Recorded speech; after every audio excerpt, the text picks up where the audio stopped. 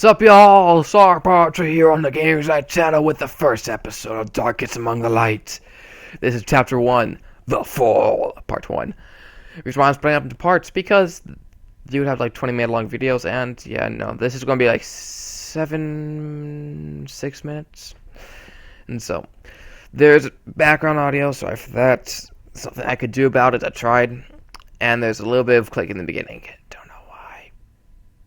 So, without further ado, I present to you Darkest Among the Light. August 1st, 2020. That was the day that marked the end of the world I knew. My name is Jake Price. I am the guy who has straight A's, is unpopular, and terrible with the ladies. You know, your typical nerd. Sometimes people thought that I was a goth because I would always wear a black jacket, black shirt and shoes, and dark denim. But I was truly far from it. I just liked black because it was the entire rainbow combined. See? Like I said, nerd. I just graduated 2 years earlier than most people from high school, and applied to every college I could. I always dreamed about working somewhere. I could become the next Einstein. It was just my mother and I. I never knew my father. He died when I was young. My mother doesn't like me to ask about him. The only thing I know about him was that he was a fallen soldier. My mother met him out on the field of battle. But, once again, she doesn't like talking about that either. There isn't any pictures of him. Every time I try to check the databanks about my father, it comes out blank. Someone didn't want me to know who he was. It was as if he was a ghost or from another planet. Mother was furious when she found out I hacked the FBI databanks and that it's illegal. I mean, it's not like I did anything serious or something. Mother never lets me go into the basement. I bet that's where she keeps anything relevant about him. A couple of years ago, I snuck into the basement. There were a lot of boxes and a huge machine. It looked like some sort of teleporter. I tried to check it out, but Mother stopped me before I could get a good look. I got accepted to Harvard and was packing my things I needed in my room. Then all of a sudden I heard a weird noise in the hallway. It sounded like one of those sci-fi machines. My gut told me not to open the door. I usually do follow my gut, but I don't know why I didn't this time. I guess it was curiosity, or maybe I thought I stumbled upon a new discovery. The closer I got, the more I felt like this was a bad idea. Then I heard footsteps rushing towards me. I quickly opened the door, thinking my mother was in trouble because of a robber or something. She saw me open the door and screamed, "No!" It was too late. I started to fall. All of a sudden, I was above the clouds. I was screaming my head off, saying strings of invectives. I thought I was going to die. Unfortunately, I didn't. I was falling for what felt like forever. Then I saw the ground. My screams got louder. What I was falling towards was what I thought was a maze. I was so far off. The wind was blasting in my ears, and my scream breaking my eardrums. I thought I heard something. I could have sworn I heard gunshots. The closer to the ground I got, the more I was scared. The crash! I hit the ground. I had the wind knocked out of me, and I was completely sore. I managed to get up and look all around me. My first thought was, I'm alive. Then when I gathered myself, I realized I was in the middle of a crater. I was thinking, did I do this? Then I saw her. I shouted as loud as I could. It wasn't very loud.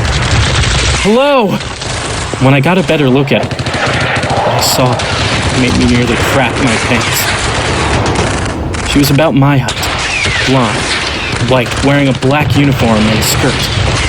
This is what scared me. Instead of holding a purse or a bag like a normal girl, she was holding a long sword. She looked at me and charged. I tried to run, but immediately fell to the ground. She raised her sword and swung at me. I put my right arm up to try and block the sword, and I closed my eyes. Instead of my arm falling off, I heard a metal crashing. I opened my eyes and looked to see what happened. On my forearm was a black shield blade. I pushed my attacker away and looked at what just appeared on my arm. This blade was flat on my arm, double-edged, and went above my shoulder a bit with a sickle-looking top. The blade point was about 5 inches away, pointing outwards, from my knuckles. The blade attached to my wrist with a little piece of metal going into it.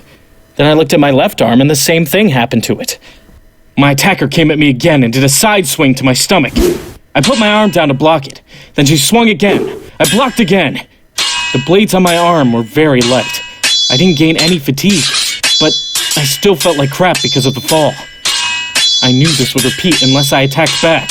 The only thing that stopped me was 2 things. 1, I didn't want to hit a girl, especially with a weapon. 2, I had no idea how to fight. I played a lot of fighting games, though, so I tried to fight back. Right as I was about to swing, there was a loud, screeching siren. She halted, and I did also. After that, a man spoke through on an intercom with a very deep voice and said, "Due to unfortunate circumstances, the brawl will be cancelled." My attacker screamed in an alarmed voice. What? She shot me a death glare and then stomped away. I just stood there confused and relieved. I was safe. Or so I thought. Cliffhangers! Yay! Don't you love them? So that was it. Sorry if there's a little bit of a audio issue where you can't hear the guy as much. I will be adding subtitles soon, maybe, if it's absolutely needed. But I do want to give credits to my artist, Jagabird, for this nice piece of art. If you're wondering what that is, go back and listen to the part where he falls and crash. Because, I can totally make that sound effect with my mouth. Yeah, never mind. Sounds like a pig. But I also wanted to say, because he did this for me, I also wanted to mention about her little campaign to stop this war, where people are taking actual pictures of pregnant women instead of making their own drawing. And you can go check her video out. Just type in Jagabird in the YouTubes, and you can go there and check it out. So until next time, make sure to stay sharp. Subscribe for more content, because, when I get 0 views, it totally makes me want to make some more. Pineapples. Goodbye.